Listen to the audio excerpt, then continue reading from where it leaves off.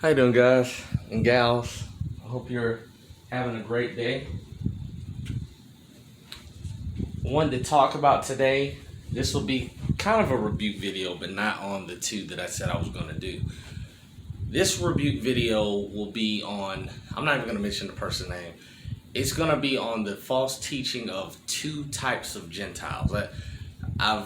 This entire week I've encountered this new false teaching to me. It's not really new, it's old. But there's a teaching going around saying that there's different types of Gentiles. And I just want to kind of put this to bed today, this issue. I might be doing a couple of videos on this. There's not many people that I know that are even aware of this, but I still, when I see false teaching, I just want to bring attention to it and show how it is not scriptural, proving that it's not scriptural. So the teaching goes like this, that somehow there's not just one group of Gentiles, which is what the Bible preaches. It says there's just Gentiles on the earth. The teaching says there's two types of Gentiles on the earth. Now, is any of this scriptural? Is there any verse in the Bible that supports that? Not a single verse. So that would be your sign right there that that's not true. But what they try to do is they go to verses like this. Acts 22, verse 21. I'm going to go there and show you what they're trying to attempt to say. But even with what they're trying to say, it's still not even entirely in that verse. But this is the idea that they have, the people that promote this false teaching. Actually, let's start at the beginning of 22. Men, brethren, and fathers, hear ye my defense, which I make now unto you. And when they heard that he spake in the Hebrew tongue to them, they kept the more silence. And he saith, I am verily a man which am a Jew, born in Tarsus, a city of Cilicia, yet brought up in this city at the feet of Gamaliel, and taught according to the perfect manner of the law. This is Paul, by the way, just so people understand. This is Paul speaking. Taught according to the perfect manner of the law of the fathers, and was zealous toward God, as ye all are this day. And I persecuted this way unto the death, binding and delivering into prisons both men and women. Also, give me 1 second.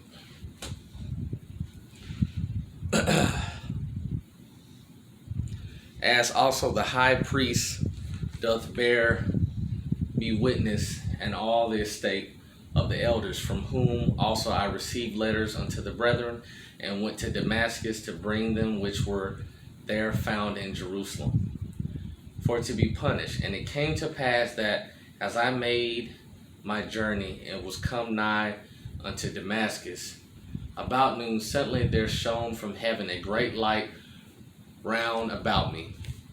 And I fell unto the ground, and I heard a voice saying unto me, Saul, Saul, why persecutest thou me? And I answered, Who art thou, Lord? And he said unto me, I am Jesus of Nazareth, whom thou persecutest. And they that were with me saw indeed the light, and were afraid, but they heard not the voice of him that spake to me. And I said, What shall I do, Lord? And the Lord said unto me, Arise and go into Damascus, and there it shall be told thee of all things which are appointed for thee to do. And when I could not see for the glory of that light, being led by the hand of them that were with me, I came into Damascus. And one Ananias, as a devout man according to the law, having a good report of all the Jews which dwelt there, came unto me and stood and said unto me, Brother Saul, receive thy sight. And the same hour I looked up upon him. And he said, The God of our fathers hath chosen thee, that thou shouldest know his will, and see that just one, and shouldest hear the voice of his mouth. For thou shalt be his witness unto all men of what thou hast seen and heard. And now, why tarriest thou? Arise and be baptized, and wash away thy sins, calling on the name of the Lord.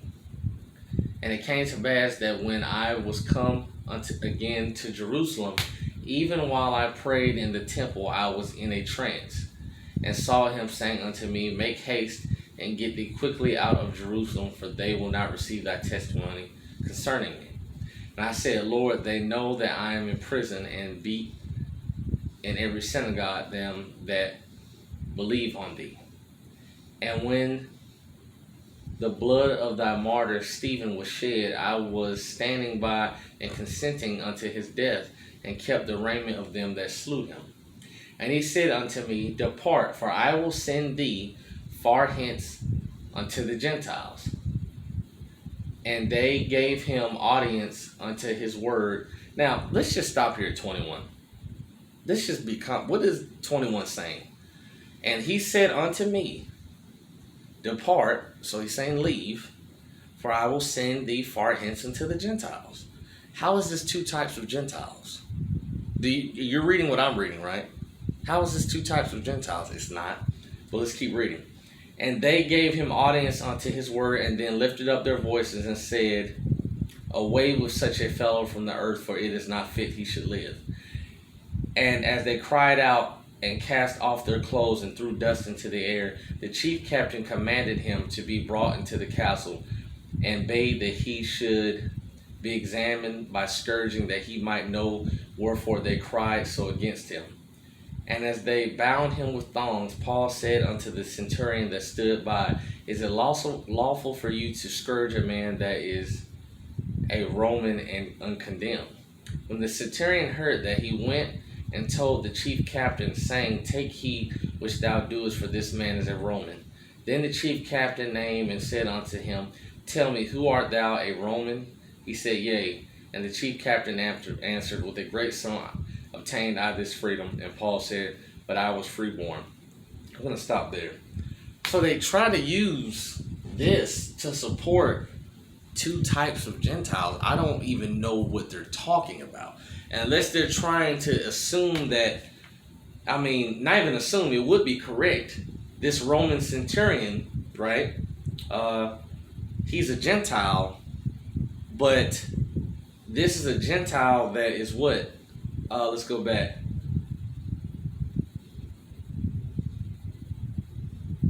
He's a chief captain. Okay? Like, that has nothing to do with 21. And what I'm saying, and what they're saying, like, they're trying to, this, I heard this weird, just strange teaching. It made no sense to me at all. But the person I was speaking to actually tried to insinuate that Acts 22 verse 21 is an example of Paul, of two Gentiles in existence in the world. This type of, it almost made my brain hurt, because I told the person, I was like, that makes no sense at all. You're putting that in the verse. What are you talking about? For example, are there two mankinds today? Or is there one mankind? There's one mankind, right? So how could you ever get an understanding that there's two types of Gentiles? I mean, I understand there's Gentiles in Africa, there's Gentiles in Europe. Those are not types of Gentiles. They're just Gentiles. One group of Gentiles is in one nation, another group is in another one. And I explained this to this person, and he was like, see, you just admitted that there's groups in different parts of the world. They're all Gentiles, it's not types. It's just, there's Gentiles here, there's Gentiles here. That's it. That's all it is. Okay, there's black people in Africa, and there's black people in America. Just using that, you get what I'm saying? Like, he was trying to segment Gentiles. He was trying to divide it somehow and try to say, no, there's not just one huge main, only one group of Gentiles across the entire world. There's types and subdivisions. I'm just like, what are you talking about? But this is some teaching that's going on. So why does this even matter, what this guy's talking about? Because what I'm saying today, it's not concerning salvation. But it does matter, because if you're trying to say there's types of Gentiles, you're going to end up doing what this guy did. So as I watched the video, he tried to say that, what is it? Colossians 2 verse 14. I'm going to go there.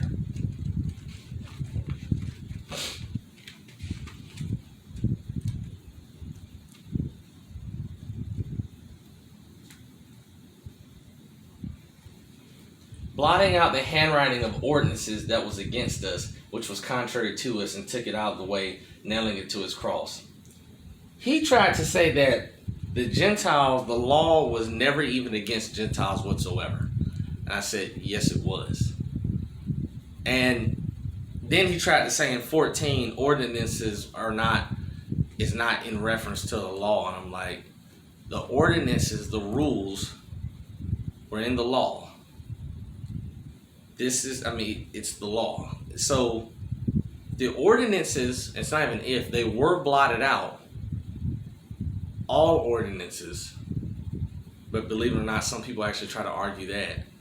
They'll try to say there's still ordinances today haven't been blotted out. I'm just like, he said blotting out the handwriting of ordinances with an S on the end, that this would be anything that's all ordinances. But he tried to say that, don't worry, the Gentiles, that was just never, he said it was never given, and that's true. The ordinances were never given to the Gentiles. He said, but also, the law, the ordinances, or whatever, Brandon, was never even against us. I'm like, that's a lie.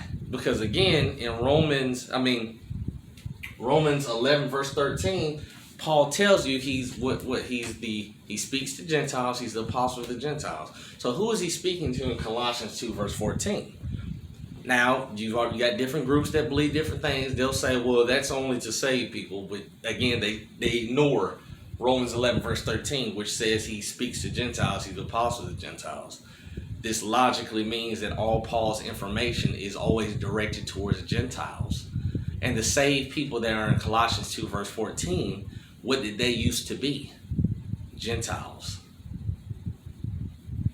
They used to be Gentiles. Now, obviously, some other people try to attack me and say, oh, are you trying to say Jews can't be saved or something? Yes, they can. If you look at my videos, I've already explained to you today that the whole world is Gentiles. There are no legitimate Hebrew Israelite Jews. But anyone that's calling themselves a Jew today, yes, Paul is still speaking to you in Romans 11:13. He's speaking to you. You're calling yourself a Jew because you were still born a Gentile. But the point is, here in Colossians 2 verse 14, he was trying to say that the law was never against Gentiles. The law is against everyone on the earth. Everyone. So let's go to Colossians 2 verse 5.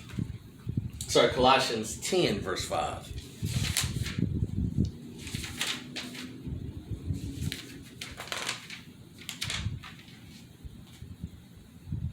Let's, wait a minute. No, not Colossians 10, I'm sorry. Genesis 10 verse 5, my mistake. Genesis 10 verse 5. Actually, that's not the one I was looking for. That talks about what Gentiles are. I think it's Romans 2 verse 14.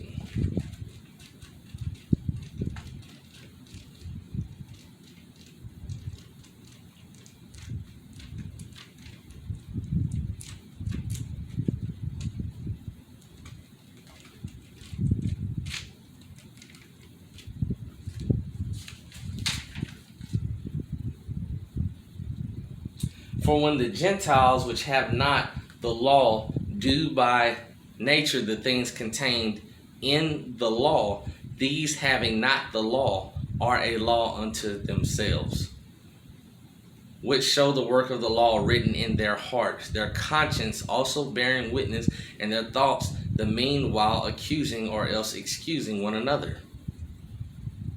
In the day when God shall judge the secrets of man by Jesus Christ according to my gospel. So the law was not given to the Gentiles, but it was still against the Gentiles. It's the same.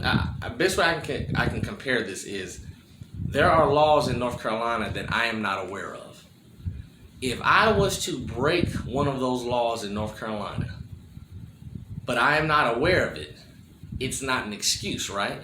I would still be guilty, even though I did not even know what I just did was breaking the law. I didn't even know there was a law on what I just did, and I just broke it in that example. It's the same thing. The Gentiles were not given the law, But the law was against them. Same way the law was against the nation of Israel. So blotting out the handwriting of ordinances, Paul is saying at the cross, the ordinances, the rules were erased. Erasing out the handwriting of ordinances that was against us. The law was against the nation of Israel and the Gentiles. But this person tried to say the law was never against the Gentiles. And then he tried to go back and say, oh, I see what you're saying. Well, yeah, Brandon, because that's not the end of it. He went back on what he said and said, well, the law is against those types of Gentiles. He said, we are Gentiles of today and not Gentiles of the past. So you see where he gets his types of Gentiles thing. Somehow he thought that was in Acts 22, verse 21, but then he went to Gentiles, types of Gentiles being determined by the time period in which you're in. Still doesn't make any sense. Because if you're going to say that, then is Paul speaking to me in Romans 11:13 in the past? He would tell you no, based off of time period. Does the Bible tell you that? Does it say, okay, there's only information for a group of people in a time period? And I know it's like, aren't you talking about dispensations? I'm going to get around to that. But if you are of that group of people in the future, then the information in the past is not for you. That's what the guy was essentially saying. That doesn't even make any sense. 2 Corinthians 5, verse 19, God was in Christ reconciling the world unto himself. Is that still in effect right now? Now that has already happened, but what I'm saying is God was in Christ reconciling the world unto himself, not imputing their trespasses unto them. Is that not still in effect right now? Are my trespasses being charged or not? Is what I'm asking the question. Well, the answer would be no, right? Why? Because that was for the entire world. Now, is that past our dispensation? Does 2 Corinthians 5 verse 19 go into Revelation? And even in Revelation, people are not having their sins charged to them? No. And that's another video I'm going to do for another time, because some people are confused on that. There's some people who have contacted me on this channel and say, Brandon, I agree with everything you say, except for 2 Corinthians 5:19. They'll say 2 Corinthians 5:19 is throughout all dispensation. That's trans-dispensational. No, it's not. 2 Corinthians 5 verse 19 is only for right now in the dispensation of grace. Those in the dispensation of grace, are not having their sins charged. Those in Revelation, tribulation period, yes, God will go back. Not even go back, that's the wrong words. He will start to charge their sins in that dispensation. The new sins that they commit in that future dispensation. So there's a lot of confusion on it. So again, I'm going to do a video. I've already done one on it, but I'm going to do another one on that. But the point is, he was trying to say, we are not the Gentiles of this time period, of when Paul was writing. It made no sense. Obviously, yes, we are not those Gentiles, but we are still Gentiles. And Paul's information is not divided among a time period. I mean, his information is like, as pertaining to Gentiles, that's what I'm talking about. It is not like, all right, Paul is saying my information is only for Gentiles of right now in my time period. But everything I say will not be for Gentiles that are in the year 2021. That's what he was saying. That's completely wrong. If that was the case, then what are we supposed to do today? And that goes back to, as I was watching his video, he was saying, he was just like Rodney. He was like, this isn't for you. It's like he was like, this isn't for you. This isn't for you. This is for, like, what? He's like, because we're not the Gentiles of that time period. We're a type of Gentile today. Those were types of Gentiles back there. We're a type of Gentile today. So same thing as Rodney. Okay, then what are we supposed to do? What's even the gospel for today? The dude even tried to say 1 Corinthians 15, 1-4 is not even the gospel people are supposed to believe today. He was like, that was for the Gentiles during that time.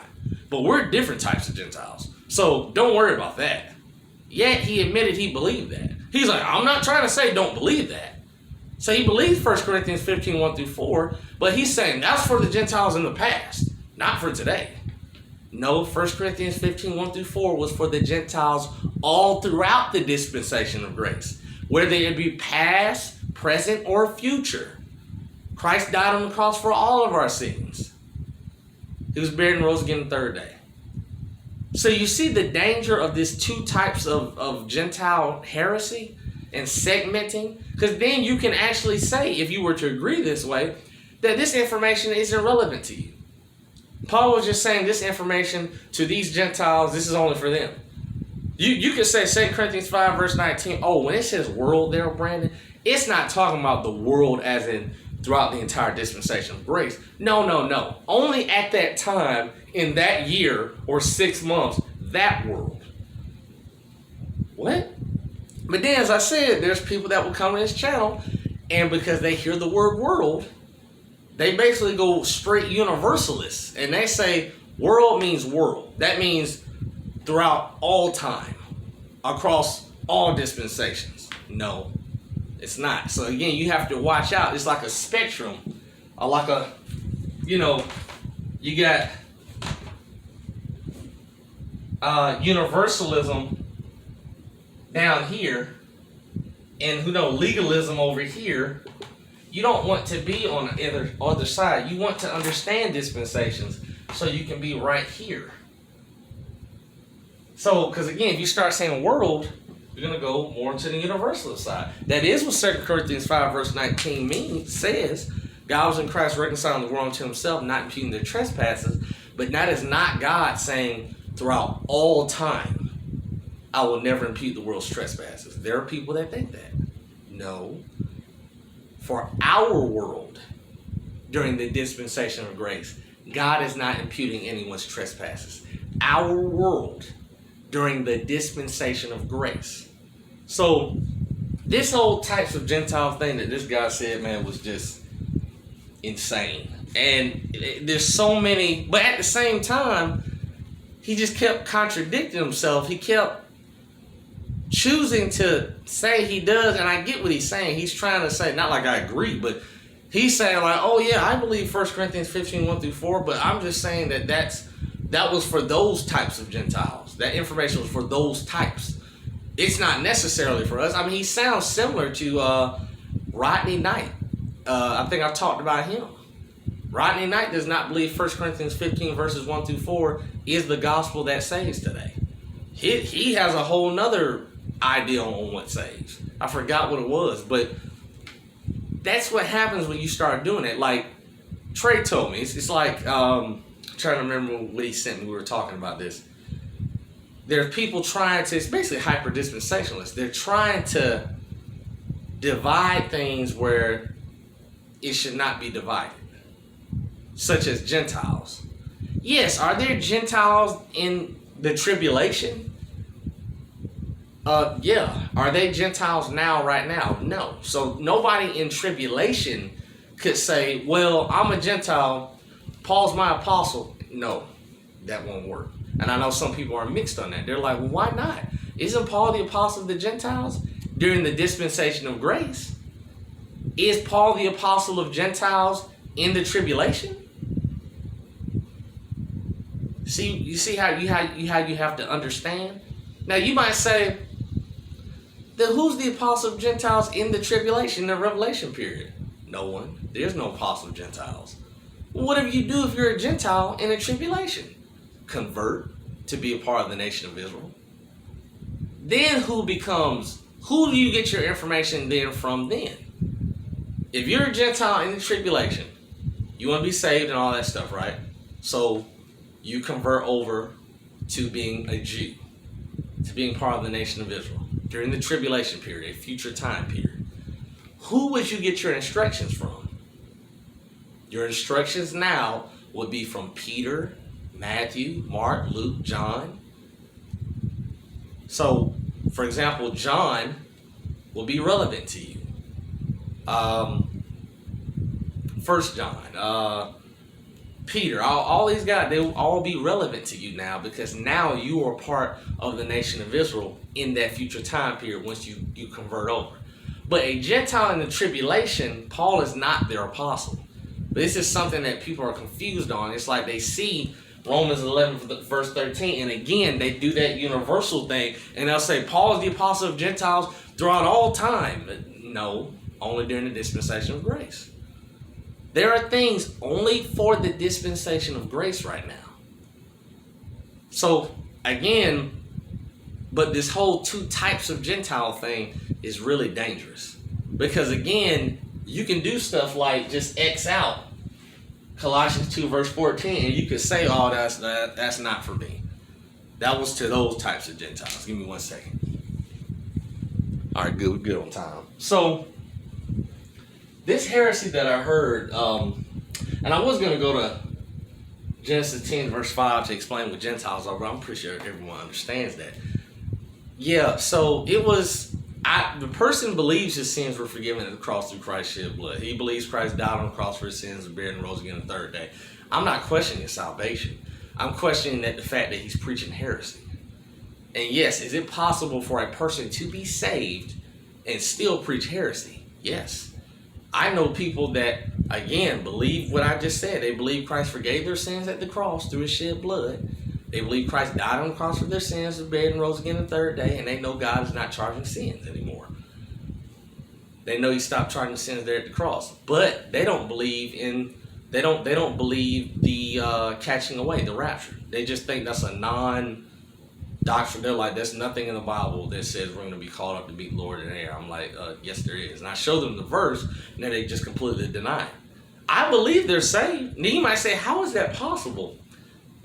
I'm trying to understand that too. How can somebody believe there's two types of Gentiles?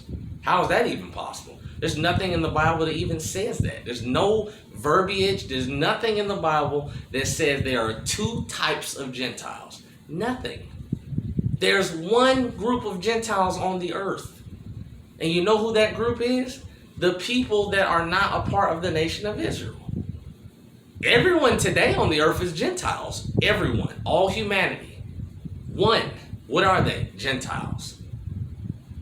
That's what they are. One group. He's like, no, it's two groups. Again, that's the same as saying there's two groups of mankind. This starts to almost get into racism, to be honest with you. Because there are some people that will say, well, Brandon, don't you believe in subdivisions of humanity?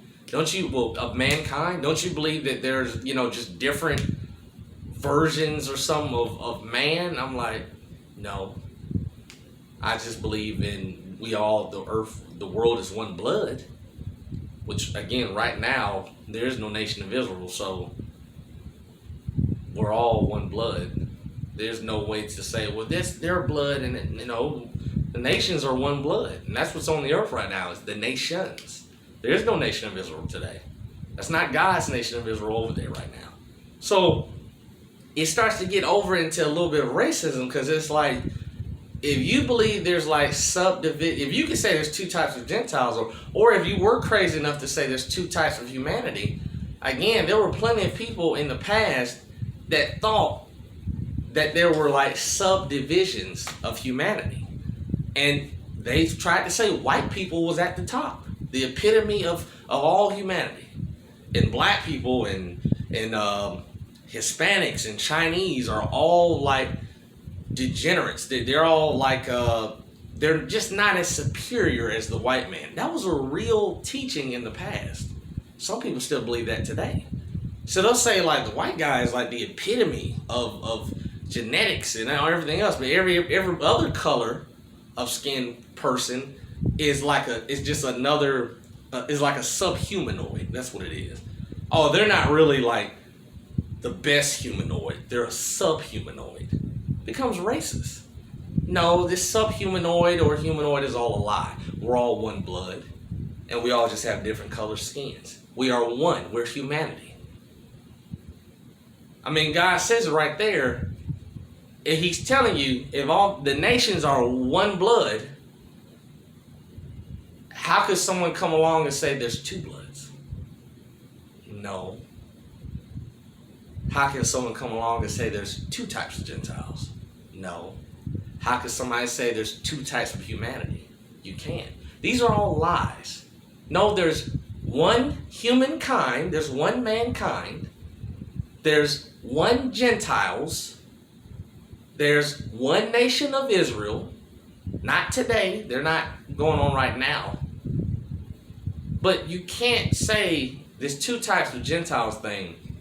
It's just heresy. And again, as long as you continue in that teaching, you're going to continue to do what people like Rodney Bullinger from, I think I'm saying his name, Bully or whatever, from his Grace Community Church or whatever. You're going to start throwing things out of the Bible. You're going to start saying, this isn't for me, this isn't for me, and this isn't for me. And you would be wrong. So, strangest teaching I've ever heard. Might do more videos on it. Again, it's not a salvation issue. I mean, to me, it kind of is not, but I do think one of these days that guy is going to go so extreme and he's going to say, I mean, if he's not already doing it, if you start saying that 1 Corinthians 15, 1 through 4 is not the gospel today, which is what Rodney Knight does, what are you giving people to save them? Well, you're going to be going against God. That's what I'm saying. Is he giving people the gospel? He's going to say that's not for that type of Gentile. So I'm going to give him something else. You see what I'm saying?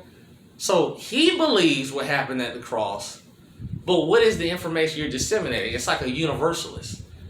He might believe his sins were forgiven at the cross through Christ's shed blood. Christ died on the cross for his sins, was buried and rose again the third day. He knows God's not charging the world's sins today. Is he going to say that information to someone else?